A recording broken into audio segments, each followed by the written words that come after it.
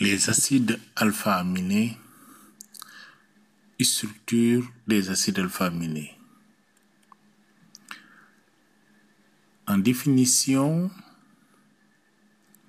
un acide alpha-aminé est un composé organique qui possède un groupe carboxyle COOH et un groupe amino NH2 liés au même atome de carbone, position 2 ou alpha. Leur formule générale est: nous avons la fonction acide carboxylique, le groupe acide, le groupe amine et un groupe alkyle qui peut prendre différentes formules et un atome d'hydrogène. Les deux groupes amine et acide carboxylique sont liés au même atome de carbone. Ce carbone est le carbone en position alpha.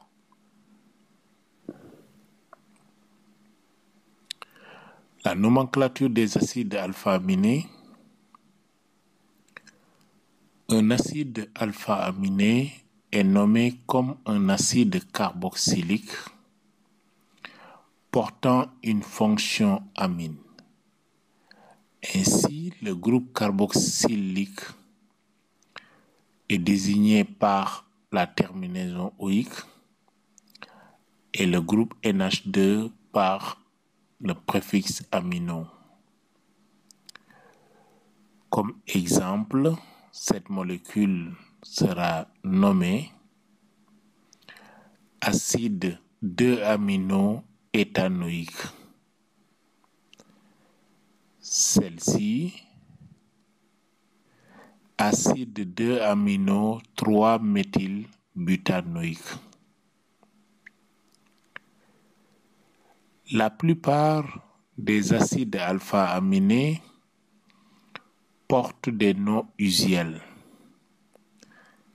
Exemple, cette molécule a pour nom acide 2-amino-éthanoïque et en biochimie, on l'appelle glucine de symbole glu. Celle-ci est acide 2-amino-3-méthylbutanoïque ou la valine Val. Quant à cette molécule, c'est acide 2-aminopropanoïque ou alanine de symbole ALA. Quant à cette molécule, acide 2-amino-4-méthylpentanoïque ou la leucine de symbole Le. Dans la structure des acides alpha-aminés, il y a la présence de carbone asymétrique. Les acides alpha-aminés sont, à l'exception de la glycine, des molécules chirales car leur formule comporte un atome de carbone asymétrique. Alors, donc, le carbone asymétrique est là, le groupe OH, le groupe NH2, un groupe donc CH3, voilà, et donc l'atome d'hydrogène.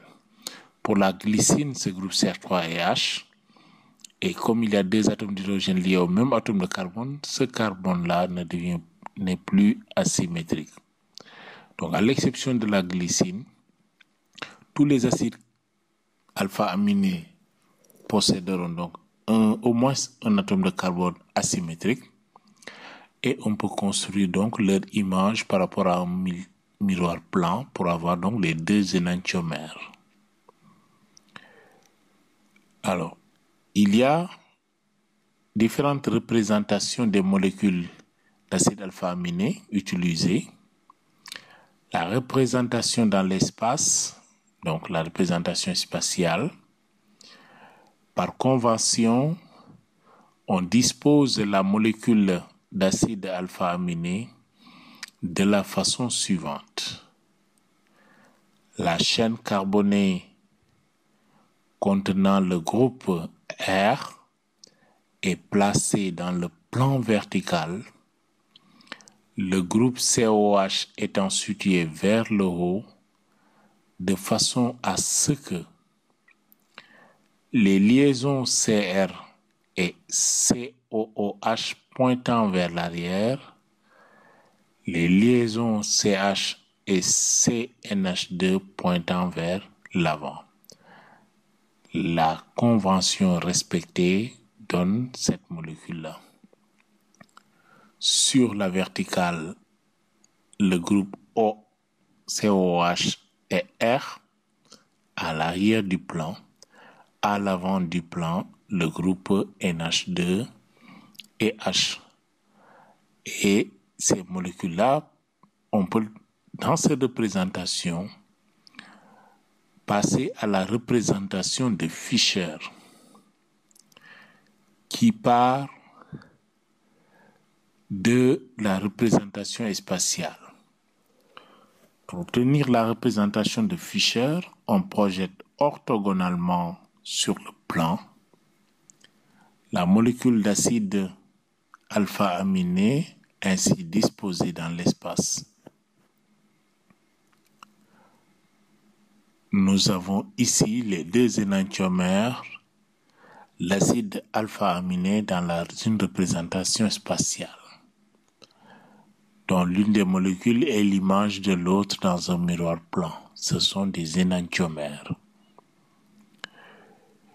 Ces liaisons d'avant-plan et à l'arrière du plan seront tous ramenés dans le plan par projection. Et nous obtenons donc ceci, constituant la représentation de Fischer des molécules d'acide alpha-aminé. Dans cette représentation, les deux acides alpha-aminés étant différentes, on les différencie par la nomenclature L et D, constituant des configurations. Un acide alpha-aminé a la configuration D quand le groupe NH2 se projette à droite de la représentation de Fischer. La configuration L quand le groupe NH2 se projette à droite, se projette à gauche. Considérons les deux énantiomères d'un acide alpha-aminé qui est ici l'alanine comme la représentation de Fischer. Le groupe NH2 de cette molécule est projeté à droite. Donc la configuration est de type D et on parle de D-alanine. Dans l'autre molécule, le groupe NH2 est projeté à gauche. La configuration est L et on parle de L-alanine. Il faut remarquer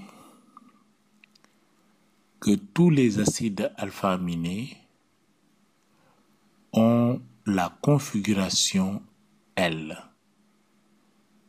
les acides alpha-aminés naturels. Il n'y a aucun lien entre la configuration D et le terme dextrogir, comme il n'y en a aucun lien entre la configuration L et le terme lévogir et vice-versa. Le pouvoir rotatoire est une donnée physique non prévisible a priori. Il faut l'étudier expérimentalement.